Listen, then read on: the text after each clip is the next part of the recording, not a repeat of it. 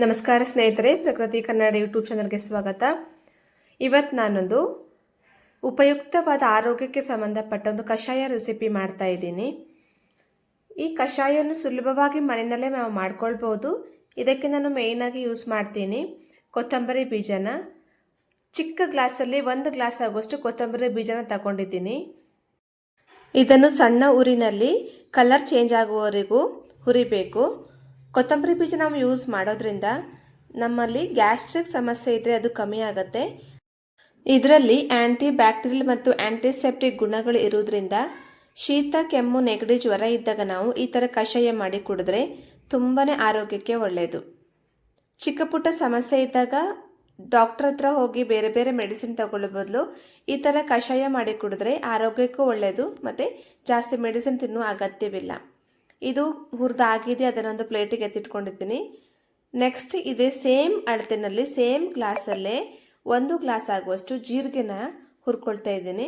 ಇದನ್ನು ಕೂಡ ಮೀಡಿಯಮ್ ಫ್ಲೇಮಲ್ಲೇ ಇಟ್ಕೊಂಡು ಹುರಿಬೇಕು. ಜೀರಿಗೆನೂ ಕೂಡ ಯೂಸ್ ಮಾಡೋದ್ರಿಂದ ನಮ್ಮ ಆರೋಗ್ಯಕ್ಕೆ ತುಂಬಾ ಒಳ್ಳೆಯದು. ಜೀರಿಗೆ ಯೂಸ್ ಮಾಡೋದ್ರಿಂದ ನಮಗೆ ಇಮ್ಯುನಿಟಿ ಪವರ್ ಜಾಸ್ತಿ ಆಗುತ್ತೆ, ಗ್ಯಾಸ್ಟ್ರಿಕ್ ಸಮಸ್ಯೆ ಕಮ್ಮಿ ಆಗುತ್ತೆ, ಹಾಗೆಯೇ ತಿಂದ ಆಹಾರ ಡೈಜೆಷನ್ ಆಗೋದಕ್ಕೆ ಇದು ತುಂಬಾ ಹೆಲ್ಪ್ ಆಗುತ್ತೆ. ನೆಕ್ಸ್ಟ್ ನಾನು ಮೆಂತ್ಯ ತಗೊತಾ ಇದ್ದೀನಿ. 1 ಟೀ ಸ್ಪೂನ್ ಆಗೋಷ್ಟು ತಗೊಂಡ್ರೆ ಸಾಕು, ಜಾಸ್ತಿ ಹಾಕೋದು ಬೇಡ, ಕಹಿ ಆಗ್ಬೋದು. ಒಂದು 10 ರಿಂದ 15 ಕಾಳುಮೆಣಸು ಹಾಕ್ಕೊತಾ ಇದ್ದೀನಿ. ಇದು ಕೂಡ ಲೋ ಫ್ಲೇಮಲ್ಲೇ ಇಟ್ಕೊಂಡು ಹುರಿಬೇಕು. ಕೆಲವರು ಗ್ಯಾಸ್ಟ್ರಿಕ್ ಸಮಸ್ಯೆ ಇದ್ದಾಗ ಟ್ಯಾಬ್ಲೆಟನ್ನೆಲ್ಲ ತಿಂತಾ ಇರ್ತಾರೆ ಅಥವಾ ಸೋಂಪು ಜೀರಿಗೆ ತಿಂತಾರೆ. ಅದರ ಬದಲು ಈ ಥರ ಕಷಾಯ ಮಾಡಿಕೊಂಡು ಡೈಲಿ ಒಂದೊಂದು ಸ್ಪೂನು ನೀರಿಗೆ ಹಾಕ್ಕೊಂಡು ಕುಡಿದ್ರೆ ತುಂಬಾ ಆರೋಗ್ಯಕ್ಕೆ ಒಳ್ಳೆಯದು. ನೆಕ್ಸ್ಟ್ ನಾನಿಲ್ಲಿ 2 ಸ್ಪೂನ್ ಆಗುವಷ್ಟು ಸೋಂಪು ಕಾಳನ್ನು ತಗೊತಾ ಇದ್ದೀನಿ. ಸೋಂಪು ಕಾಳು ಯೂಸ್ ಮಾಡೋದ್ರಿಂದ ಹುಡುಗಿಯರಿಗೆ ಮುಟ್ಟಿನ ಸಮಯದಲ್ಲಿ ಬರುವಂತಹ ಹೊಟ್ಟೆ ನೋವು ಕಡಿಮೆ ಆಗುತ್ತೆ, ಡೈಜೆಷನ್ಗೂ ಇದು ತುಂಬಾ ಒಳ್ಳೆಯದು.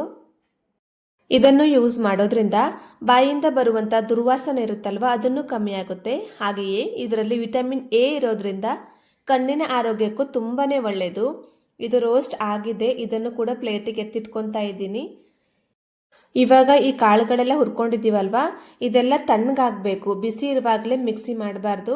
ಇದನ್ನು ಸ್ವಲ್ಪ ಪಕ್ಕದಲ್ಲಿ ಇಟ್ಬಿಟ್ಟು ತಣ್ಣಗಾಗಕ್ಕೆ ಬಿಡಿ.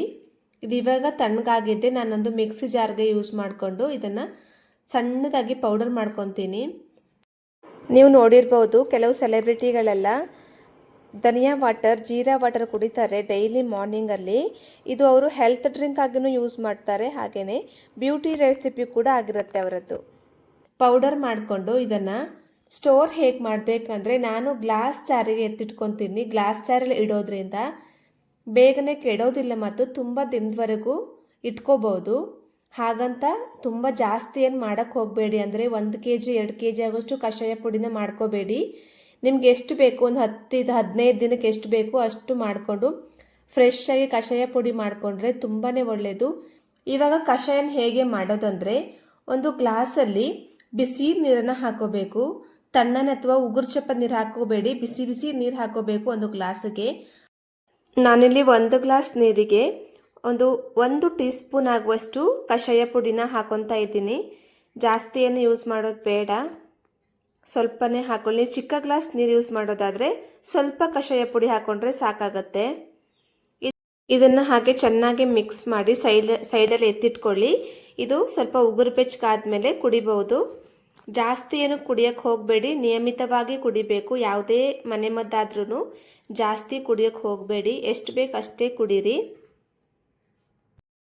ನಾನು ಹಾಕುವಂಥ ವಿಡಿಯೋ ನಿಮಗೆ ಇಷ್ಟವಾದಲ್ಲಿ ನಮ್ಮ ಚಾನಲನ್ನು ಸಬ್ಸ್ಕ್ರೈಬ್ ಮಾಡಿ, ಲೈಕ್ ಮಾಡಿ ಮತ್ತು ಶೇರ್ ಮಾಡಿ. ಧನ್ಯವಾದಗಳು.